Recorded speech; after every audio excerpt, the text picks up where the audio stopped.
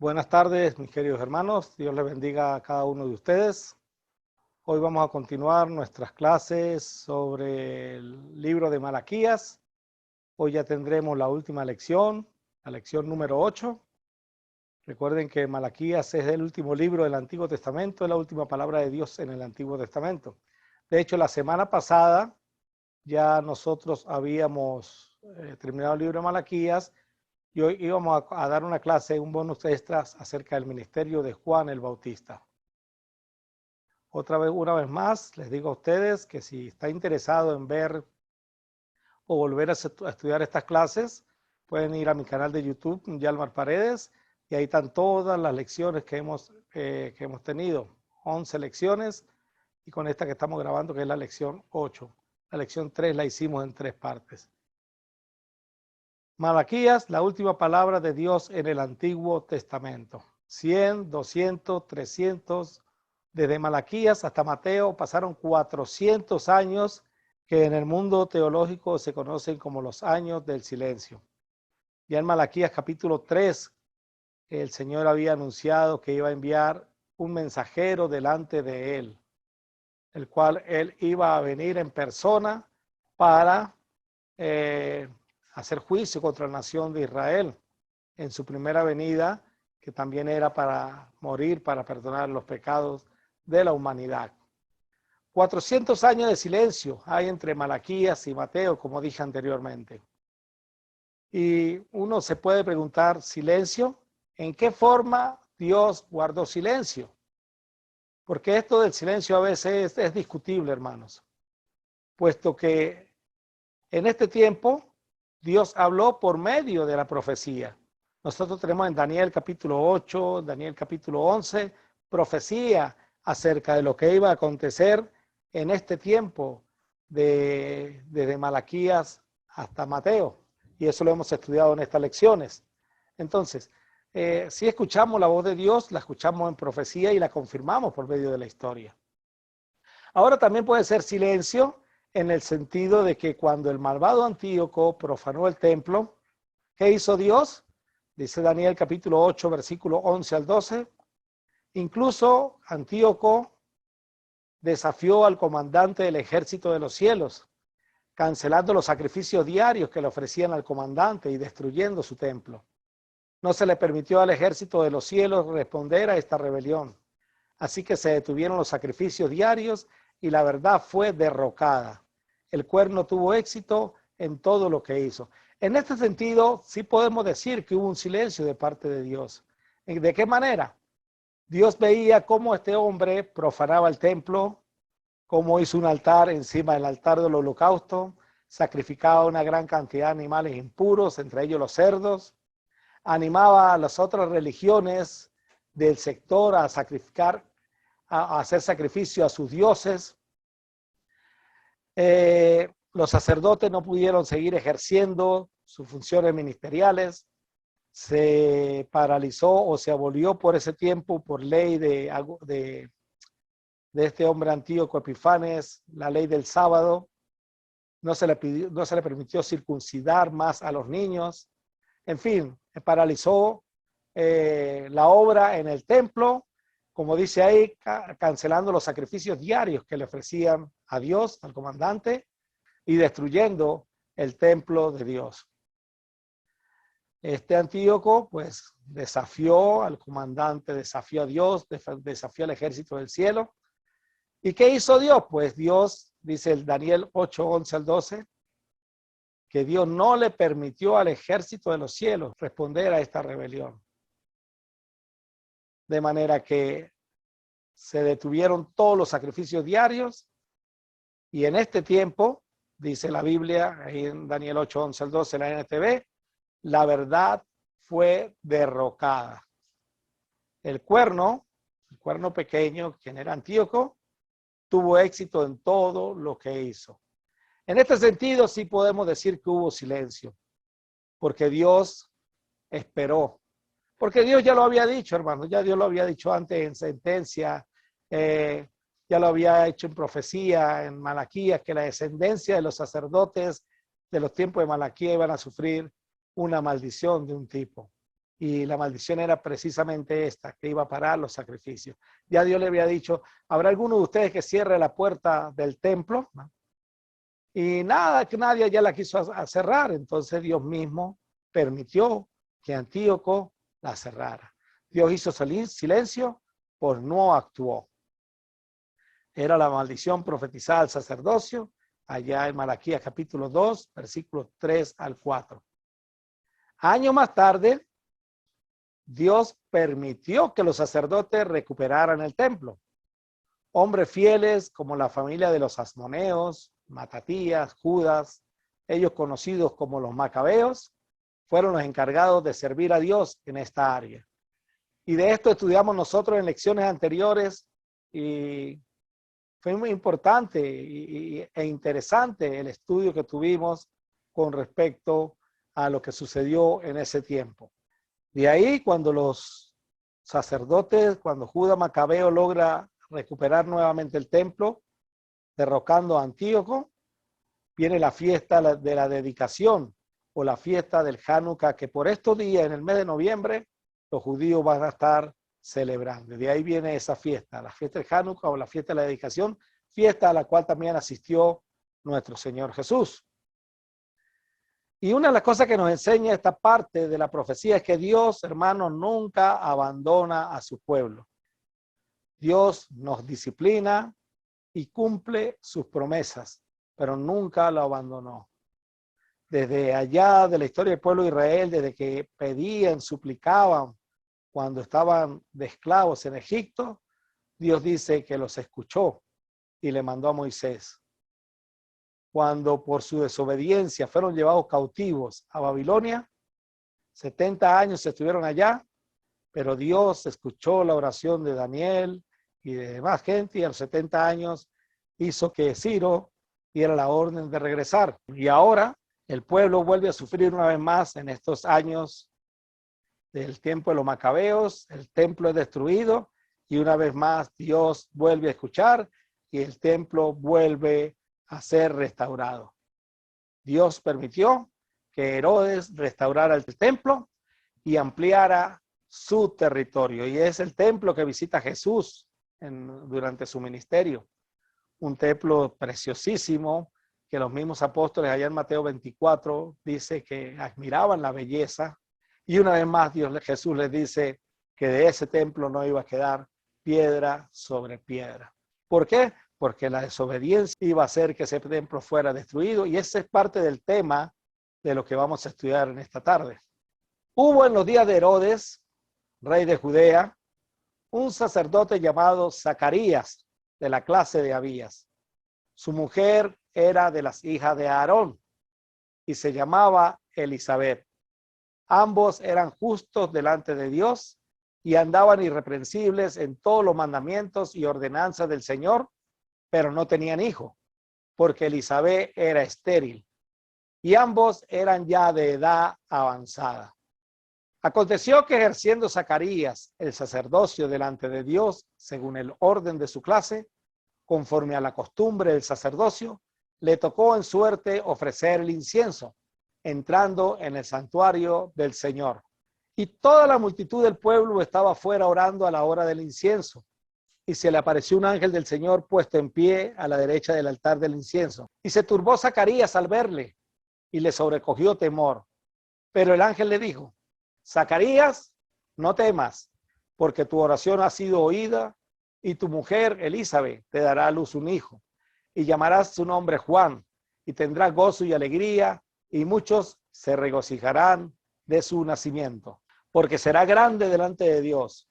No beberá vino ni sidra y será lleno del Espíritu Santo, aún desde el vientre de su madre, y hará que muchos de los hijos de Israel se conviertan al Señor Dios de ellos, e irá delante de él con el espíritu y el poder de Elías para hacer volver los corazones de los padres a los hijos y de los rebeldes a la prudencia de los justos, para preparar al Señor un pueblo bien dispuesto. Y aquí comienza, hermanos, el ministerio de Juan el Bautista. Y vamos a ver cuán importante es este ministerio. El ministerio de Juan el Bautista, hermanos, tenía dos propósitos. El primer propósito es, como estudiamos ya en la clase anterior, ser el mensajero y el Elías que había de venir, según Malaquías capítulo 3, versículo 1 y según Malaquías capítulo 4, versículos 5 y 6. Ese era el primer propósito. Irá mi mensajero delante de mí y el Elías que había de venir. El segundo propósito, hermanos, es lo que yo denomino un propósito personal entre Dios y Juan el Bautista. Y esto del propósito personal lo vamos a responder cuando lleguemos a estudiar este segundo propósito. Empecemos a estudiar el primer propósito. Este primer propósito tenía dos aspectos. El primer aspecto era preparar el camino del Señor para llamar al pueblo al arrepentimiento. Eso lo dice Malaquías 3:1. He aquí, yo envío mi mensajero, el cual preparará el camino delante de mí. Y vendrá súbitamente a su templo el Señor, a quien vosotros buscáis, y el ángel del pacto, a quien deseáis vosotros. He aquí viene, ha dicho Jehová de los ejércitos. Y en el otro texto, en Malaquías 4, 5 al 6, dice, he aquí yo os envío el profeta Elías, antes que venga el día de Jehová grande y terrible. Él hará volver el corazón de los padres hacia los hijos y el corazón de los hijos hacia los padres. No sea que yo venga y hiera la tierra con maldición. Y si usted se da cuenta, hermanos, yo marqué en amarillo este primer aspecto de este primer propósito. El venir como el mensajero a preparar el camino delante de mí, de Jehová, que después vimos que era Jesús, una manera de mostrar que Jesús es Dios. Y en el otro texto vería como el profeta Elías. He aquí yo os envío el profeta Elías. Entonces envío mi mensajero, preparar el camino delante del Señor, y envío al profeta Elías, el cual iba a hacer volver el corazón de los padres hacia los hijos y el corazón de los hijos hacia los padres. O sea, que yo venga y hiera la tierra con maldición. Y el segundo aspecto de este primer propósito, hermanos, era preparar el camino del Señor para venir a hacer juicio contra los religiosos de su tiempo. Y otra vez tenemos los mismos versículos bíblicos citados anteriormente, pero recalco o resalto en amarillo este segundo aspecto. Del primer texto en Malaquías 3:1 dice, y vendrá súbitamente a su templo el Señor, a quien vosotros buscáis. Y en el texto de Malaquías 4, 5 al 6, resalto, antes que venga el día de Jehová grande y terrible. Entonces tenemos dos aspectos de este primer propósito. Uno, venir a preparar el camino del Señor, llamar al arrepentimiento al pueblo. Y dos, iba a venir a ejecutar un juicio. Iba a venir a ejecutar un juicio a los religiosos de su tiempo. Primer aspecto, llamar al pueblo al arrepentimiento. Ese es lo que vamos a estudiar a continuación. En Marcos capítulo 1, versículos 4 al 5, nos dice la palabra de Dios. Bautizaba Juan en el desierto. Este Juan es Juan el Bautista. Bautizaba Juan en el desierto y predicaba el bautismo de arrepentimiento para perdón de pecados. Y salían a él toda la provincia de Judea y todos los de Jerusalén y eran bautizados por él en el río Jordán, confesando sus pecados. En Lucas capítulo 3, versículos 7 al 9, en la Nueva Traducción Viviente dice, cuando las multitudes acudieron a Juan para que los bautizara, Juan les dijo, camada de víboras, ¿quién les advirtió que huyeran de la ira de Dios que se acerca? Demuestren con su forma de vivir que se han arrepentido de sus pecados y han vuelto a Dios. No se digan simplemente el uno al otro, estamos a salvo porque somos descendientes de Abraham. Eso no significa nada, porque le digo que Dios puede crear hijos de Abraham de estas mismas piedras. Ahora mismo, el hacha del juicio de Dios está lista para cortar las raíces de los árboles. Así es, todo árbol que no produzca buenos frutos será cortado y arrojado al fuego. Juan, en su llamamiento al arrepentimiento, les dice demuestren con su forma de vivir que se han arrepentido de sus pecados y han vuelto a Dios. Este es el primer llamado al arrepentimiento que está haciendo Juan el Bautista. Y la gente que se arrepiente, igual en este tiempo, tienen que demostrar con su forma de vivir que se han arrepentido de sus pecados y han vuelto a Dios. Es la manera de mostrar, es lo que dice la Reina Valera, frutos dignos de arrepentimiento. Y en eso se va entonces a basar el segundo aspecto de la profecía. En Malaquías 3, 2 al 3 dice, pero ¿quién será capaz de soportar su venida? ¿Quién podrá mantenerse de pie y estar cara a cara con él cuando aparezca? Pues él será como un fuego abrasador que refina el metal, o como un jabón fuerte que blanquea la ropa. Se sentará como un refinador de plata y quemará la escoria. Purificará a los levitas refinándolas como el oro y la plata, para que vuelvan a ofrecer sacrificios aceptables al Señor. El segundo aspecto se basa en el juicio a la nación de Israel, principalmente, como Dios ya se lo había dicho en Malaquías, al sacerdocio. Y en su momento, Juan se lo recordó.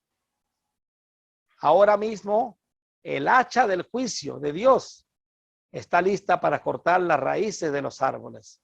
Así es, todo árbol que no produzca buenos frutos será cortado y arrojado al fuego. Mientras Juan, hermanos, les hacía el llamado a las multitudes, estas preguntaron, ¿qué debemos hacer? Esta fue la pregunta que le hicieron las multitudes a Juan el Bautista. ¿Qué debemos hacer?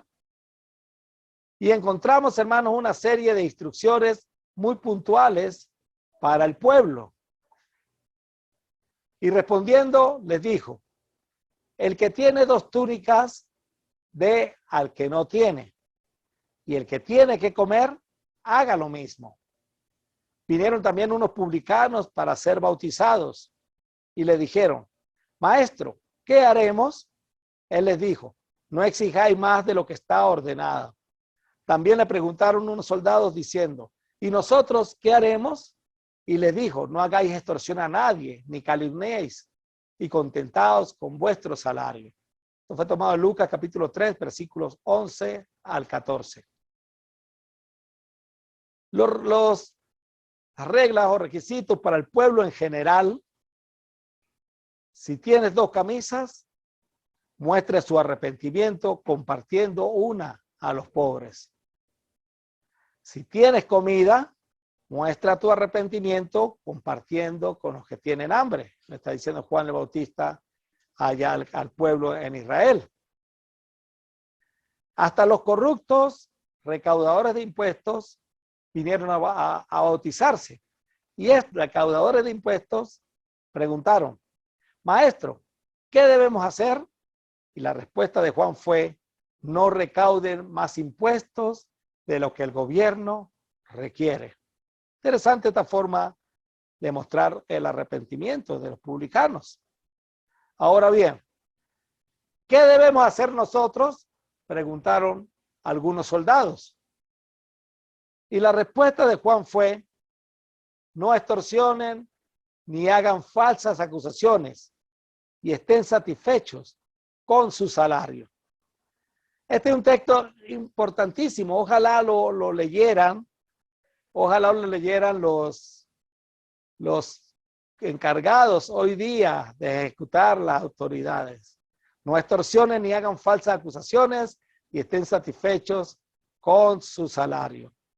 ¿Por qué hacen extorsiones? Porque no están satisfechos con su salario. ¿Quiénes preguntaron, hermano? Preguntaron la gente rica, preguntaron los cobradores de impuestos y preguntaron los soldados. De entre todo el común del pueblo, estos 3 tipos de personas fueron los que preguntaron. La pregunta es, ¿dónde estaban los religiosos? ¿Dónde estaban los sacerdotes, los fariseos, los saduceos? ¿Dónde estaban los escribas? Es la pregunta que uno debería hacerse. Uno de los propósitos principales de la venida de Cristo, de la primera venida de Cristo, profetizada en Malaquías, era la de venir a purificar al sacerdocio. Ese sacerdocio que ya desde los tiempos de Malaquías había estado corrupto. Había sido un sacerdocio, un liderazgo malo. Y Dios y Jesús y el Señor Dios lo había prometido que iba a venir a hacer sentencia y que iba a venir a purificarlos. Donde ellos mismos preguntaron, ¿dónde está el Dios de justicia?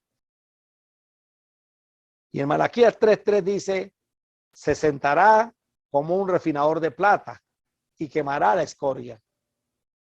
Purificará a los levitas, refinándolos como el oro y la plata, para que vuelvan a ofrecer sacrificios aceptables al Señor. Entonces la venida, esta primera venida del Señor Jesús, era venir a sentarse como un refinador de plata y quemará la escoria. Fíjense, iba a venir a examinar lo que vale la plata, lo refino. Lo que no sirve, lo quemo como la escoria. Luego dice, purificará al sacerdocio, purificará a los levitas. Recuerde que el sacerdocio viene de los levitas. Purificará a los levitas refinándolos como el oro y la plata. ¿Para qué? Para que vuelvan a ofrecer sacrificios aceptables al Señor. Esos sacrificios que Dios le pedía desde Malaquías, que hiciesen bien, que fueran aceptables y que a ellos no les dio la gana de hacerlo. Por eso le pasó lo que le pasó en los llamados tiempos del silencio. Por eso que Dios permitió que Antíoco Epifanes hiciera todo el desastre que hicieron con ellos, hermanos. Ahora, ¿estaba el sacerdocio dispuesto a acatar el llamado al arrepentimiento? Mateo tal vez nos lo pueda aclarar. En Mateo capítulo 3, versículos 5 al 8, la Biblia dice, gente de Jerusalén, de toda Judea y de todo el valle del Jordán salía para ver y escuchar a Juan. Y cuando confesaban sus pecados, él lo bautizaba en el río Jordán. Pero cuando Juan vio que muchos fariseos y saduceos venían a mirarlo a bautizar, los enfrentó. Camada de víboras, exclamó. ¿Quién les advirtió que huyeran de la ira divina que se acerca? Demuestren con su forma de vivir que se han arrepentido de sus pecados y han vuelto a Dios. Cuando la gente, el pueblo de Judea y de todo el valle del Jordán salía para ver y escuchar a Juan, confesaban sus pecados y Juan los bautizaba. Pero cuando Juan vio que muchos fariseos y saduceos venían a mirarlo, a bautizar. Cuando ellos se acercaban a Juan, hermanos, ellos no llevaban ninguna disposición para el arrepentimiento, como si lo llevaba la demás gente, el demás pueblo. Y Juan les dijo, camarada de víboras, ¿quién les advirtió que huyeran de la ira divina que se acerca? ¿Quiénes eran los que salían para ver y escuchar a Juan? La gente de Jerusalén, como dije anteriormente. Lucas nos dice que entre ellos había gente rica, había recaudadores de impuestos, habían soldados. Todos ellos dispuestos a confesar sus pecados, Juan les bautizaba. ¿Qué fue lo que vio Juan según Mateo con respecto a los religiosos? También lo que ya analicé. Cuando Juan vio que muchos fariseos y saduceos venían a mirarlo bautizar, los enfrentó. Los enfrentó de una manera muy fuerte, camada de víboras. ¿Quién les advirtió que huyeran de la ira divina que se acerca? Ese era el juicio que iba a venir a ejecutar el Señor Jesús. Qué gran diferencia, mis hermanos, entre el pueblo y los religiosos. Qué gran diferencia. Estos últimos solo veían a Juan bautizar a la gente. Muy probablemente consideraban que ellos no tenían que confesar ningún pecado y mucho menos bautizarse. Pero cuando Juan vio que muchos fariseos y saduceos venían a mirarlo bautizar, los enfrentó y le dijo: camada de víboras, ¿quién les advirtió que huyeran de la ira divina que se acerca? Demuestren con su forma de vivir que se han arrepentido de sus pecados y han vuelto a Dios. No se digan simplemente el uno al otro: estamos a salvo porque somos descendientes de Abraham. Eso no significa nada, porque le digo que Dios puede crear hijos de Abraham de estas piedras. Ahora mismo, el hacha del juicio está listo para cortar las raíces de los árboles. Así es, todo árbol que no produzca buenos frutos será cortado y arrojado al fuego. Mateo 3, 7 al 10, nueva traducción viviente. Ahora, recordemos un momento la profecía de Malaquías, y de aquí en adelante ponga bastante atención, hermano. La profecía de Malaquías decía que el mensajero iba a venir a llamar a los padres a que se vuelvan a los hijos, es decir, a llamar al arrepentimiento al pueblo en general, y el pueblo estaba aceptando el llamado. El mensajero viene a preparar el camino del Señor, porque este viene a hacer juicio, venía a purificar el sacerdocio. Esta es la combinación entre el mensajero y el Elías. Los sacerdotes, hermanos, pensaban que por ser hijos de Abraham estaban a salvo.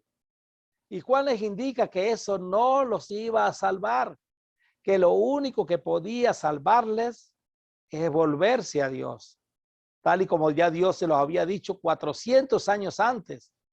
Vuélvanse a mí, yo me volveré a vosotros. Una lección que tuvimos de Malaquías 3:7, pero que ni en aquella ocasión ni en esta estaban aceptando el llamado. Y esto es algo interesante, porque a veces, aunque debemos tener la fe y la seguridad de nuestra salvación, hermanos, a veces nos dormimos en los laureles y creemos, como decimos aquí en Venezuela, creemos que tenemos agarrado a Dios de las barbas. Y eso no es así. Nosotros tenemos que estar todo el tiempo, como dice el apóstol Pablo allá en la carta a los Corintios, ¿verdad? En el capítulo 13, versículo 5. Examinaos vosotros mismos si estáis en la fe. Nuestra vida debe ser siempre un proceso de restauración. Debemos estarnos restaurando a la fe, porque no podemos hacer de nuestra vida espiritual algo rutinario. No podemos hacer de nuestra vida espiritual algo común. Nuestra vida espiritual es extraordinaria, hermano, porque tener comunión con Dios no es algo que se tiene todos los días, en el sentido de que sea algo común. Claro que tenemos comunión con Dios todos los días, pero es algo sumamente especial, maravilloso. Es un privilegio para nosotros. Y esta gente, los sacerdotes en los tiempos de Malaquías, y muchos de ellos, hermanos. Y Juan les dice: no piensen que porque sean hijos de Abraham, ellos confiaban en que tenían la salvación ganada simplemente por ser hijos de Abraham, por más nada, no iban a trabajar en más nada. No piensen que por ser hijos de Abraham estaban a salvo. Juan les indica que eso no los salvaría, que lo único que puede salvarles a ellos y nos puede salvar a nosotros es constantemente estarnos volviendo a Dios. Vuelvo a estudiar esa lección de Malaquías 3:7. Creo que es la lección 5. Volvernos a Dios. Siempre una constante invitación del Señor. En Mateo 3:11, en la nueva traducción viviente, dice: yo bautizo con agua a los que se arrepienten de sus pecados y vuelven a Dios. Pero pronto viene alguien que es superior a mí, dice Juan el Bautista, tan superior que ni siquiera soy digno de ser su esclavo y llevarle las sandalias. Él los bautizará con el Espíritu Santo y con fuego. En este texto, hermano, que acabamos de leer, hay algo muy interesante en analizar. El trabajo de Juan era preparar el camino del Señor, a llamar a la gente al arrepentimiento. Juan no venía a hacer ningún juicio, venía a preparar el camino y a anunciar el juicio. Juan no venía a ejecutar ninguna sentencia, sino venía a preparar el camino del que iba a venir a ejecutar la sentencia. El juicio lo venía a hacer el Señor Jesús. Dice Malaquías 3, 1 al 5, en un extracto de ese texto, dice: y vendré a vosotros para juicio. Cristo iba a venir a hacer juicio en esa primera venida. Entonces, la primera venida del Señor tenía dos aspectos. Una para venir a hacer juicio a los religiosos de su tiempo y otro para venir a salvar. Pero venía a ajustar cuentas a los religiosos de su tiempo.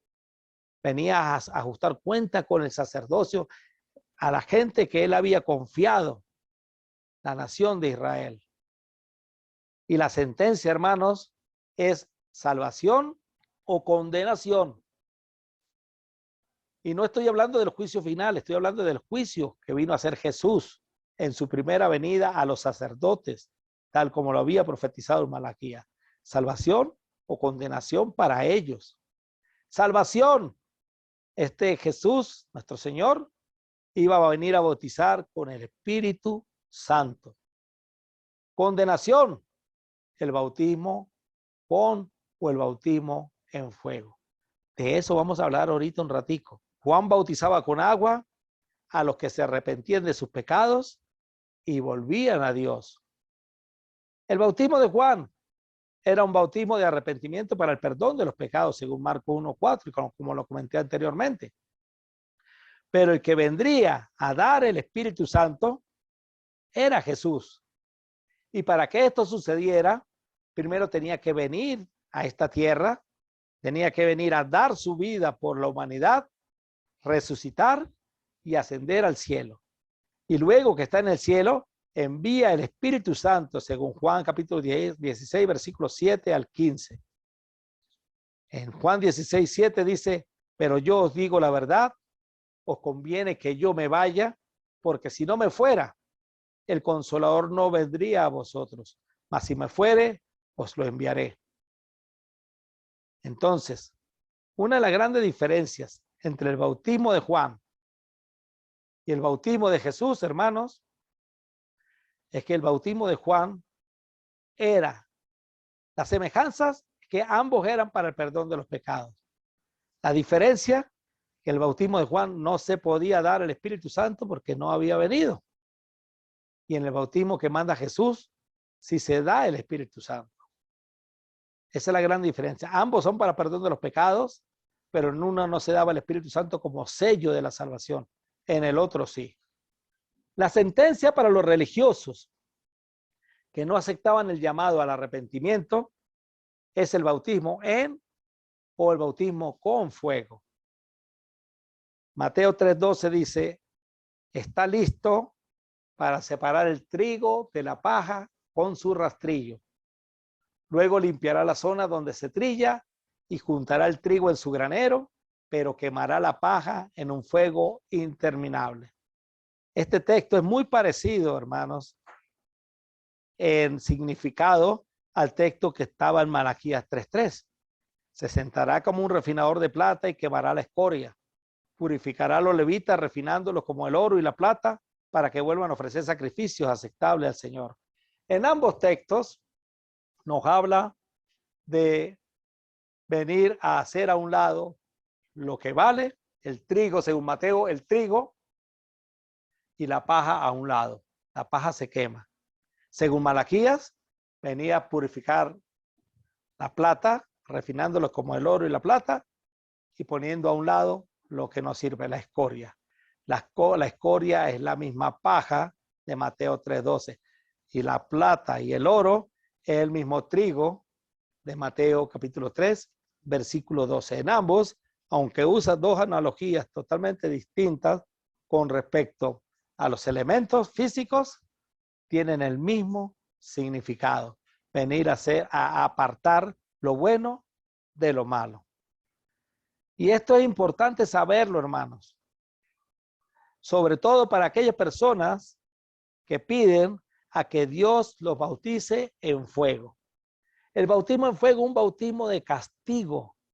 Era un bautismo en el cual Jesús iba a venir a quemar lo que no servía. Y esta persona religiosa hoy día pide exclamando, bautízanos con el fuego de tu espíritu, dicen. Tal vez confundiendo el bautismo del Espíritu Santo hecho de los apóstoles y las lenguas de fuego que se manifestaron en ellos, pero no era así. Son dos cosas distintas. El bautismo en el Espíritu Santo es uno y el bautismo en fuego es otro. Son dos bautismos distintos. Lo que debemos tener presente son las palabras de Jesús el día de su ascensión al cielo. Y estando juntos, les mandó que no se fueran de Jerusalén, sino que esperasen la promesa del Padre, la cual le dije, oísteis de mí. Porque Juan ciertamente bautizó con agua, mas vosotros seréis bautizados con el Espíritu Santo dentro de no muchos días.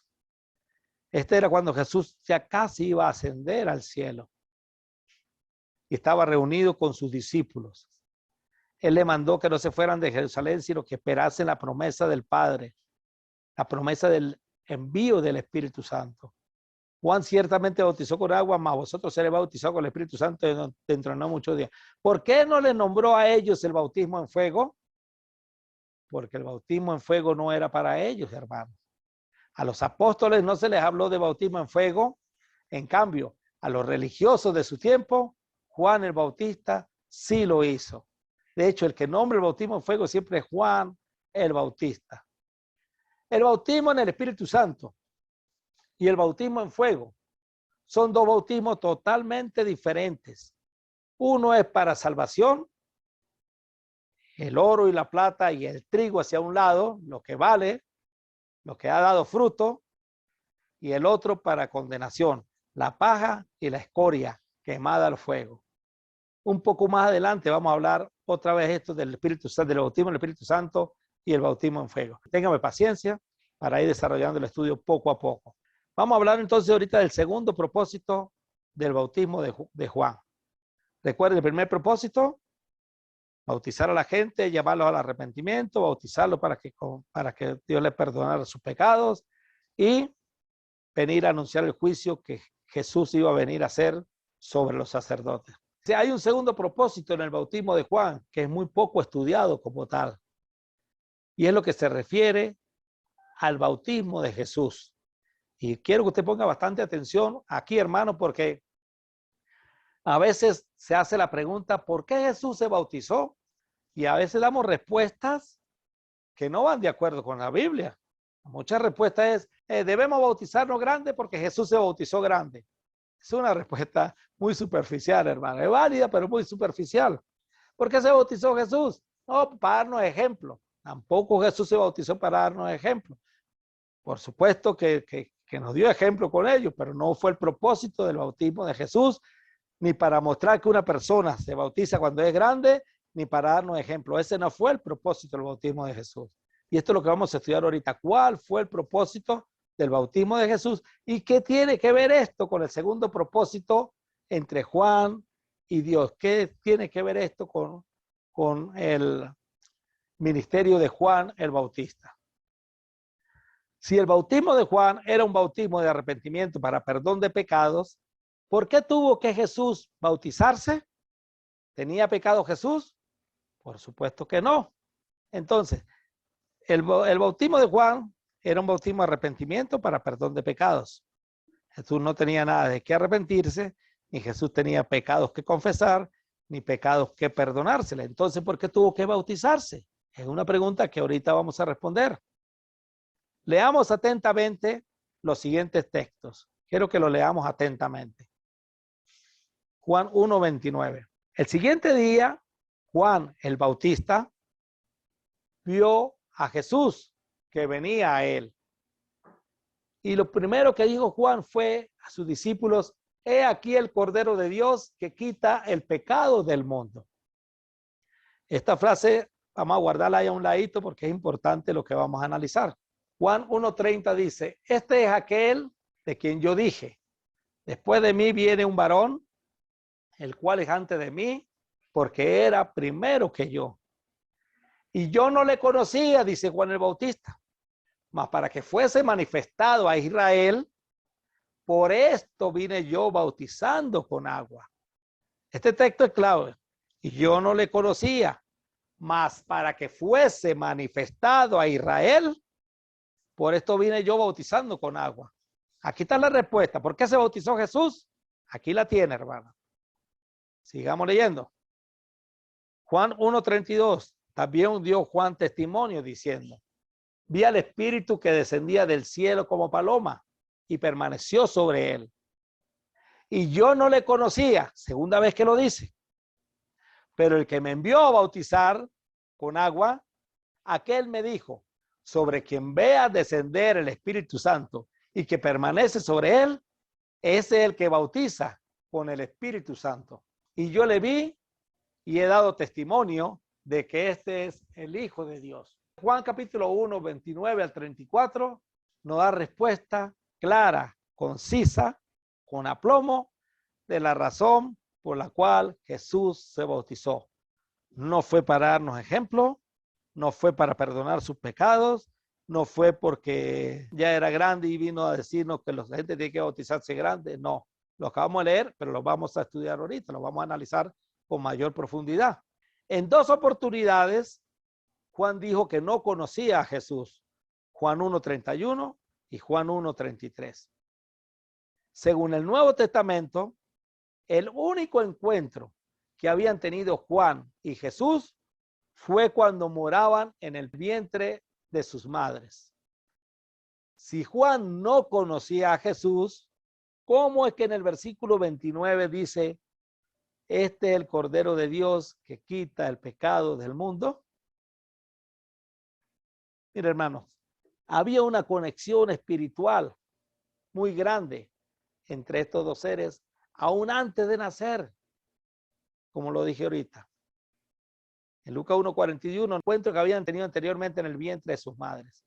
Al escuchar el saludo de María, el bebé de Elizabeth saltó en su vientre y Elizabeth se llenó del Espíritu Santo. Este es el único encuentro que ellos habían tenido.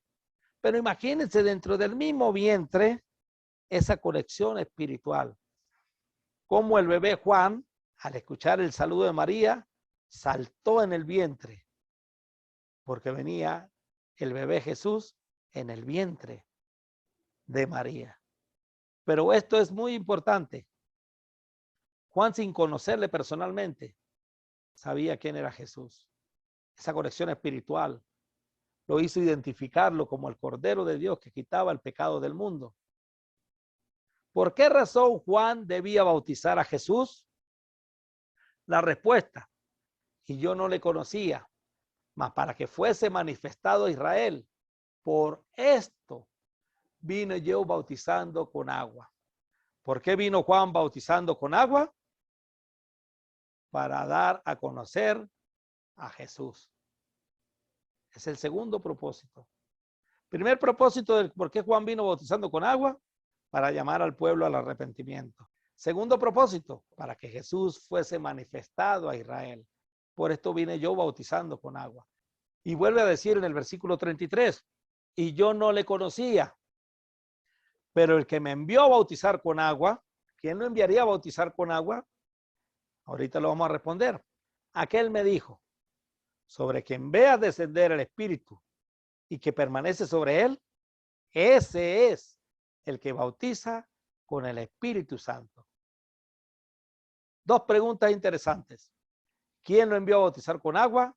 ¿Y de qué debía estar pendiente Juan? Y antes de responder a estas interrogantes, quiero que analicemos el texto de Mateo con respecto al bautismo de Jesús. Mateo 3:13 dice, entonces Jesús vino de Galilea a Juan al Jordán para ser bautizado por él. Jesús, en obediencia, vino de Galilea, del norte de allá de la tierra santa, la tierra de Israel, vino al Jordán, al Jordán, donde estaba Juan, para que Juan lo bautizara. Mas Juan se le oponía diciendo, yo necesito ser bautizado por ti y tú vienes a mí. Qué humildad la de Juan el Bautista, pero qué humildad de obediencia la de Jesús. El encuentro de dos seres espirituales humildes, hermanos. Yo necesito ser bautizado por ti, tú vienes a mí. ¿Realmente Jesús necesitaba ser bautizado? El bautismo de Juan era de arrepentimiento para perdón de pecados. ¿Necesitaba Jesús ser bautizado por esta causa? Absolutamente no. ¿Tenía pecado? ¿Tenía algo a que arrepentirse? No. Pero en el versículo 15 de Mateo 3, la respuesta de Jesús fue, deja ahora, porque así conviene que cumplamos toda justicia. Entonces le dejó. En la PDT dice, no me lo impidas ahora, Juan, porque es necesario cumplir con todo lo que Dios quiere. Entonces Juan estuvo de acuerdo. Es necesario cumplir con todo lo que Dios quiere. ¿Qué quería Dios? ¿Qué quería Dios? Volvemos a Juan 1:33. Y yo no le conocía, pero el que me iba a bautizar con agua, que él me dijo, sobre quien vea descender el Espíritu Santo y que permanece sobre él, es el que bautiza con el Espíritu Santo. Dios quería que en el bautismo de Jesús, Juan pudiera identificar realmente quién era el Mesías cuando el Espíritu Santo se posara sobre él. Eso era lo que quería Dios. Lo que sucedía después del bautismo de Jesús fue la manera que Dios estableció para declarar oficialmente la llegada del Mesías. En Juan 1:33 al 34, en la NTV, Juan dice, yo no sabía que era el Mesías, pero cuando Dios me envió a bautizar con agua, me dijo, aquel sobre quien vea que el Espíritu desciende y reposa, es el que bautiza con el Espíritu Santo. Vi que eso sucedió con Jesús. Por eso doy testimonio de que Él es el elegido de Dios. Ahora, hermano, usted puede imaginarse a Juan el Bautista todos los días yendo a bautizar gente. Y cuando se acercaba un varón, ¿será este? Pero cuando confesaba sus pecados, no, este no es. Y así sucesivamente todos los días. ¿Quién será? Cuando vio venir a Jesús, la conexión espiritual. Este es el Cordero de Dios. Pero no por emoción, no por conexión espiritual, podía manifestar a Israel la llegada del Mesías. Tenía que ser manifestado tal y como Dios lo había pedido. Jesús tenía que venir, bautizarse, y al salir del agua, el Espíritu descendía sobre él. Y cuando Juan vio eso, ahí sí podía declarar oficialmente al mundo, a Israel, la llegada del Mesías.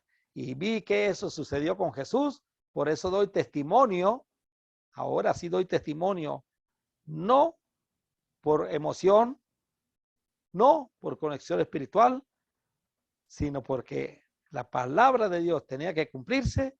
Por eso doy testimonio de que Él es el elegido de Dios. Él es el Mesías. La fe, hermano, la fe no es una fe subjetiva. En el cristiano la fe subjetiva no puede ser. Tiene que ser una fe siempre objetiva, que va de acuerdo a la palabra de Dios. A veces a la gente le pregunta, ¿cómo sabe usted que Jesús resucitó? Y la gente lo que sale diciendo es, porque lo siento en mi corazón. No, esa no es respuesta.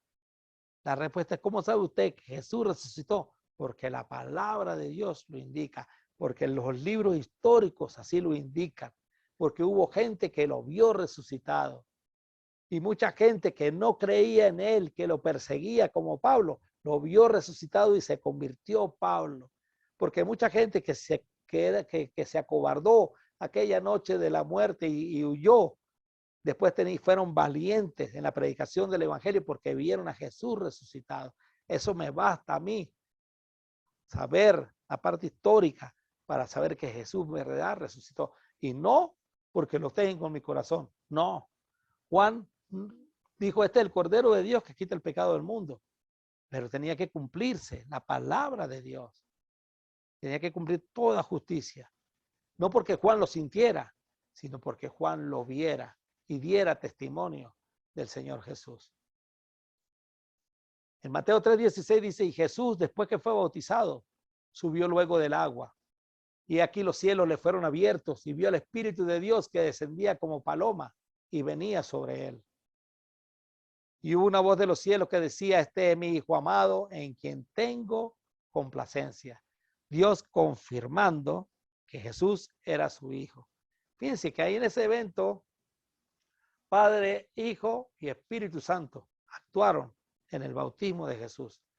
Dos, Padre y Espíritu Santo, confirmando y testificando que Jesús era el elegido. Y yo no le conocía, dice Juan 1:33, pero el que me envió a bautizar con agua. ¿Quién me envió a bautizar? Pues Dios. Aquel me dijo, sobre quien vea descender el Espíritu Santo y que permanece sobre él, es el que bautiza con el Espíritu Santo. Y para rematar, este es mi Hijo amado, la voz de Dios, anunciando que Jesús era su Hijo en quien tenía complacencia. Respuesta a la pregunta hecha anteriormente. ¿Quién lo envió a bautizar con agua? Dios. ¿De qué debía estar pendiente Juan? Pues sobre quien vea descender el Espíritu Santo y que permanece sobre él, es el que bautiza con el Espíritu Santo. Juan tenía que estar pendiente sobre quién descendería el Espíritu Santo. Jesús se bautizó no porque tenía pecados, sino porque Dios había establecido que su ministerio comenzaría de esa manera, con la unción del Espíritu Santo, cumpliendo la profecía de Isaías 61 y leída en Lucas 4:18-21. El Espíritu Santo está sobre mí porque me ha ungido para dar vista a los ciegos, buena a los pobres, y todo lo que dice Lucas 4 e Isaías 61. Y era la manera en que Juan podía dar a conocer al pueblo. El Mesías había llegado. Pero Jesús dijo, así debe hacerse porque tenemos que cumplir con todo lo que Dios exige. Entonces Juan aceptó bautizarlo. Mateo 3:15, la Nueva Traducción Viviente. En el caso del bautismo mandado por Jesús, hermanos, en la Gran Comisión, Mateo 28:18-20, Marcos 16:15-16. La pregunta es, ¿quién es el hombre para hacerlo a un lado? Para declarar que no es necesario para salvación. ¿Quién es el hombre para cambiar el plan de salvación de Dios y cambiar el bautismo que era para el perdón de los pecados por una oración de aceptación a Cristo por fe y que ya se es salvo? O sea, ya se le perdonó sus pecados con puro orar. ¿Quién es? Nuestra actitud y predicación debe ser la de Juan el Bautista. Simplemente aceptarlo. Es mi exhortación a todo aquel que como Juan el Bautista pensaba y piensa que no era necesario. Recuerde que Juan el Bautista decía, yo necesito ser bautizado por ti, tú vienes a mí. Y Jesús le dice, es necesario que se cumpla toda justicia. Juan sabía de corazón, emocionalmente, por conexión espiritual, que Jesús es el Cordero de Dios, el Salvador, el que venía a quitar los pecados del mundo. Juan sabía y manifestó que era Jesús quien debía bautizarle a él y no él a Jesús. Pero Jesús le dijo que así debía hacerse, porque tenemos que cumplir con todo lo que Dios exige. Dios, en esta era cristiana, exige el bautismo para salvación, para perdón de los pecados. Así que si alguien está escuchando esto, es necesario que usted se bautice para que Dios perdone sus pecados y en obediencia al Evangelio. La actitud del que es evangelizado, del que necesita a Jesús o el que necesita de Jesús, es aceptar lo que Dios dice, calladito, es lo que Dios dice, no lo que la gente pueda decir. Mateo 3:11 dice, yo bautizo con agua a los que se arrepienten de sus pecados y vuelven a Dios. Pero pronto viene alguien que es superior a mí, tan superior que ni siquiera soy digno de ser su esclavo y llevarle las sandalias. Él lo bautizará con el Espíritu Santo y con fuego. Y entonces venimos otra vez con el bautismo del Espíritu Santo. Jesús era de quien hablaba la profecía de Malaquías 3:1-3, el que vendría después del mensajero. Jesús era el que vendría a bautizar con el Espíritu Santo y con fuego. Viene alguien que es superior a mí, viene tras mí alguien que es superior a mí. Juan venía a preparar el camino, venía Jesús. Jesús era el que vendría a bautizar con Espíritu Santo y con fuego. Jesús vino tal y como lo anunció el mensajero. Murió, fue sepultado y resucitó al tercer día. Después estuvo 40 días con sus apóstoles. Y antes de su ascensión al cielo, le dijo, Juan bautizó con agua, pero dentro de unos días ustedes serán bautizados con el Espíritu Santo. Note que no le nombra el bautismo con fuego. ¿Por qué? Porque ese bautismo no era para ellos. ni para ninguno de sus discípulos. El bautismo con o en el Espíritu Santo. Vamos a hablar de esto un momentico. 10 días más tarde, el día 50 después de su resurrección, el día de Pentecostés, los apóstoles fueron llenos del Espíritu Santo. En ese día los apóstoles fueron bautizados con el Espíritu Santo. Tiempo después, este evento fue recordado por el apóstol Pedro y confirmó que lo que había sucedido era el cumplimiento de la promesa hecha por Cristo, el bautismo con el Espíritu Santo, Hechos 11:16. Regresando nuevamente al día de Pentecostés, el día del cumplimiento de la promesa, el apóstol Pedro predicó por primera vez el evangelio de salvación e invitó al pueblo a arrepentirse y a bautizarse, ya no con el bautismo de Juan, sino con el que Jesús había mandado.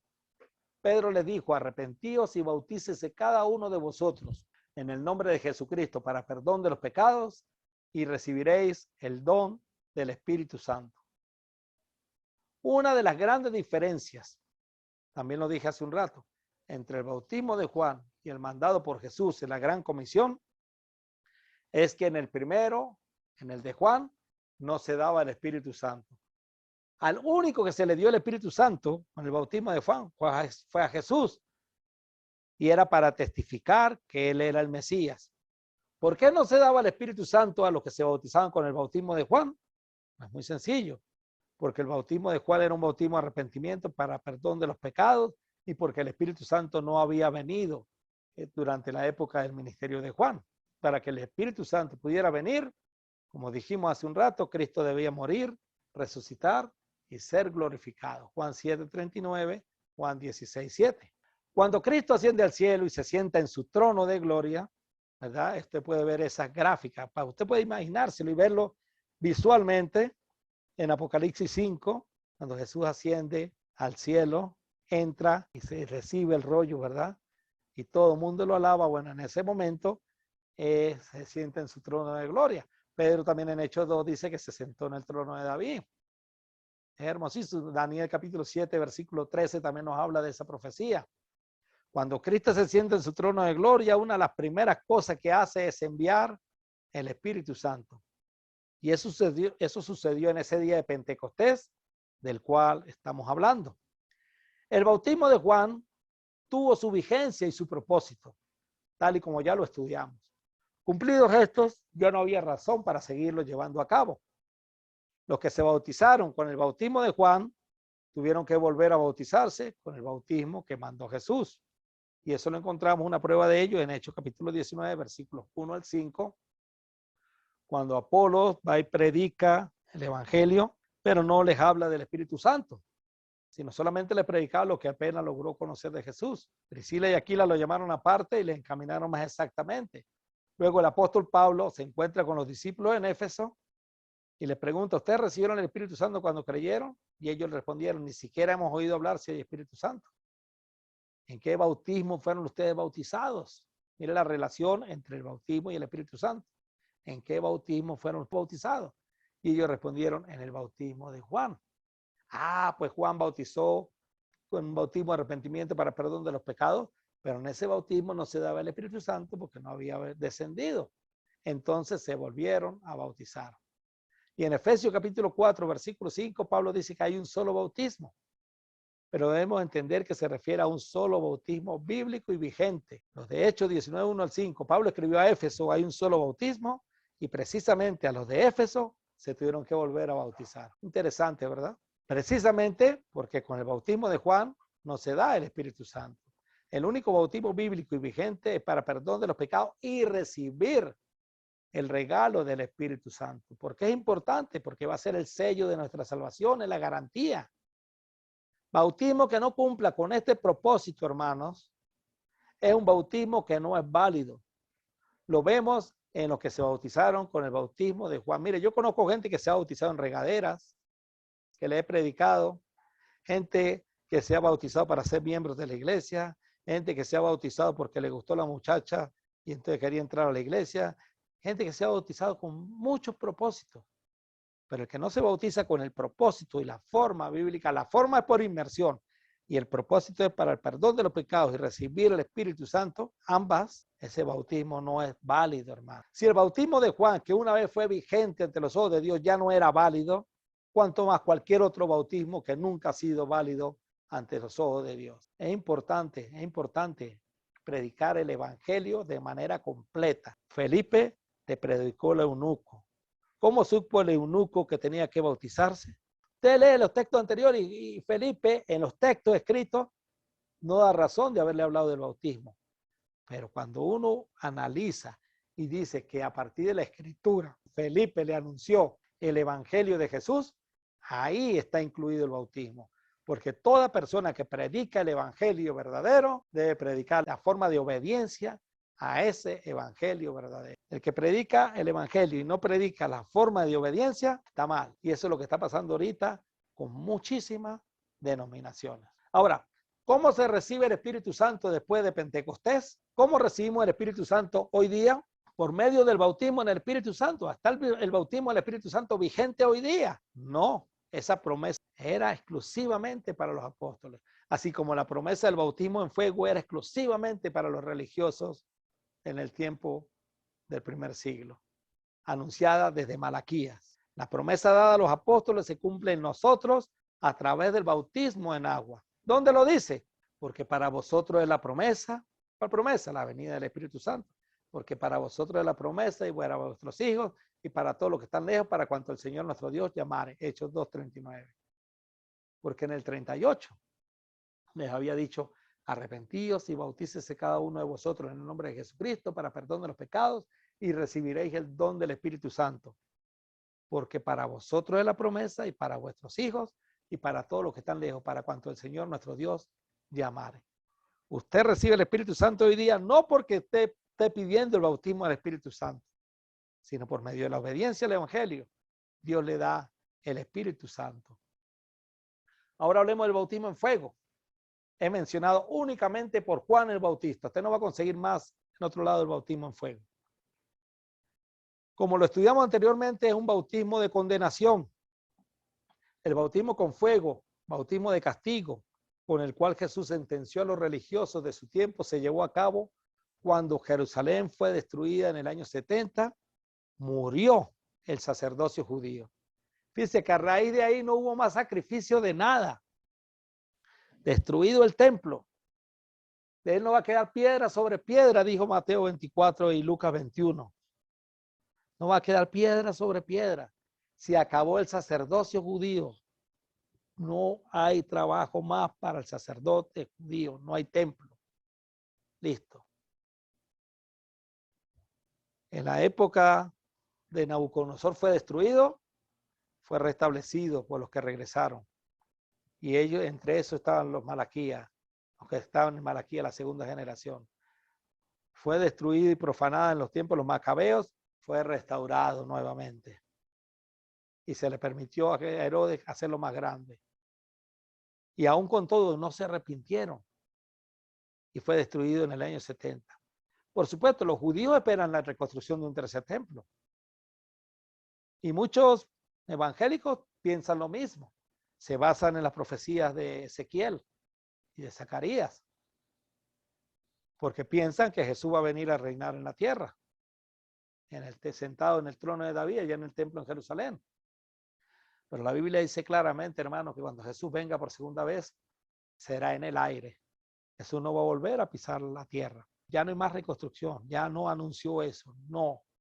Aquí la segunda venida de Cristo, vida eterna o condenación eterna, se acabó. No va a haber un reinado milenial, porque en el milenio lo estamos viviendo, o en el reino de Cristo, que es su iglesia. El bautismo en fuego es una figura de lo que sería la condenación final de no obedecer el evangelio de Jesús. Jesús dice, mas el que no creyere será condenado. Y predicad el evangelio a toda criatura. El que creyere y fuere bautizado, ese será salvo. Mas el que no creyere, si no cree menos se va a bautizar, será condenado. ¿Qué pasa con el que cree y no se bautiza? No está obedeciendo el evangelio. El evangelio se obedece en las aguas del bautismo. Y Tesalonicenses dice que va a venir que van a sufrir pena de eterna perdición los que no obedecieron el evangelio. Pedir el bautismo en fuego es un error. Es un error. Y esta clase, hermano, espero que usted la entienda para que usted no siga de repente, si usted lo ha hecho alguna vez, siguiendo las prácticas del pentecostalismo. Es un error. Pedir el bautismo en fuego es pedir condenación, pedir castigo. El bautismo en fuego no se da porque se pida, sino por desobediencia. Como el Espíritu Santo tampoco se da porque se pida, sino por obediencia al Evangelio. El bautismo en fuego fue un bautismo de castigo, parte del juicio de Dios hacia los sacerdotes y religiosos desobedientes en el primer siglo. Esa fue una de las razones por las cuales vino el Señor Jesucristo. Ahora, para culminar, hermanos, quiero que hagamos una analogía entre el ministerio de Juan y el ministerio nuestro. En Mateo 11:11, Jesús dice, les digo la verdad, de todos los que han vivido, nadie es superior a Juan el Bautista. Sin embargo, hasta la persona más insignificante en el reino del cielo es superior a él. De cierto os digo, dice la Reina Valera, entre los que nacen de mujer no se ha levantado otro mayor que Juan el Bautista. Pero el más pequeño en el reino de los cielos, mayor es que él. En esa circunferencia está el reino de Dios. Esa es la iglesia. Y dentro estamos cada uno de nosotros. Cada letra de esa es cada uno de nosotros, el cuerpo de Cristo. Muchos punticos, todo lo amarillo es la multitud de gente que ha creído en Cristo y obedecido el Evangelio. Y ahí estoy yo, o está usted, o estaba el apóstol Pablo, pues, que dijo que era el primer pecador, el más insignificante en el reino de Dios. Dice que todo el que está en el reino es mayor que Juan el Bautista. Todo el que está en el reino es mayor que Juan el Bautista. Y si usted, hermano, hace el punto más pequeño y lo pone más cerquita del radio de la circunferencia, más cerquita aquí del extremo de la circunferencia, todavía el que esté aquí en la puntitica seguiría siendo mayor que Juan el Bautista. ¿Qué significa eso, hermano? Que Juan el Bautista está para este lado. Juan el Bautista no está en el reino. Por más que un cristiano esté casi afuera, mientras esté en el reino, sigue siendo mayor que Juan. Significa que Juan no estaba en el reino. Significa que cuando Juan estuvo aquí, el reino de Dios no se había establecido. En Marcos capítulo 9, versículo 1, Jesús le dice a sus discípulos lo siguiente. De cierto os digo que hay algunos de los que están aquí que no gustarán la muerte hasta que hayan visto el reino de Dios venido con poder. Hay algunos de los que estaban ahí en la presencia de Cristo en ese momento que no gustarán la muerte, o sea que no se iban a morir todavía hasta que ellos hayan visto venido el reino de Dios con poder. El reino ya vino. Juan no estaba en el reino. Cuando el ministerio de Juan, el reino no estaba.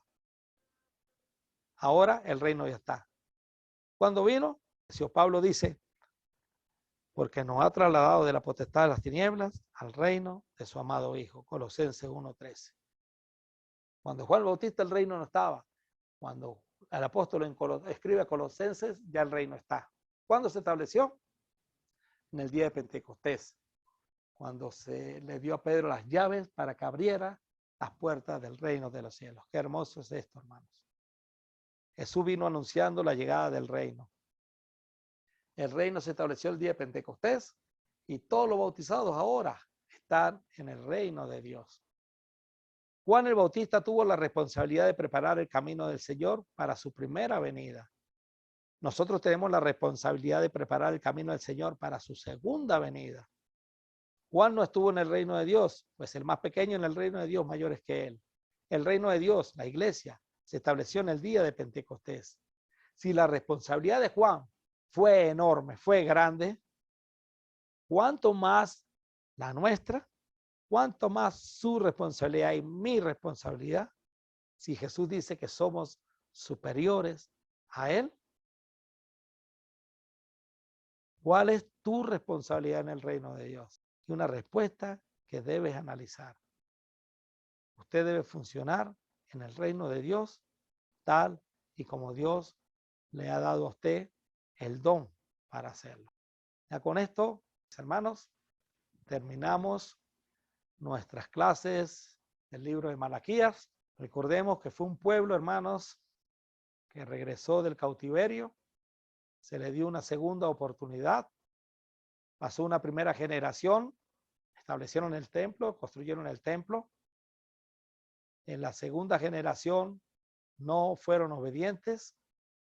Vino Nehemías, hizo algunos arreglos, se volvió a ir, se volvieron a desobedecer y hasta ahí. Luego vino el tiempo del silencio. En la profecía, pues Dios nos habla de lo mal que lo pasaron. Vino la restauración, vino Juan el Bautista preparando el camino del Señor, vino el Señor, hizo juicio sobre ellos y nos dio a nosotros la viña para que nosotros ahora la administremos. Nosotros debemos saber administrar la viña de nuestro Dios para cuando en su segunda venida nos diga a nosotros buen siervo, buenos siervos, fieles, pasen al reposo del Señor. Que Dios les bendiga, mis hermanos, y muchas gracias por su atención. En la próxima semana, Dios mediante, les envío el estudio de manera escrita con todas las lecciones.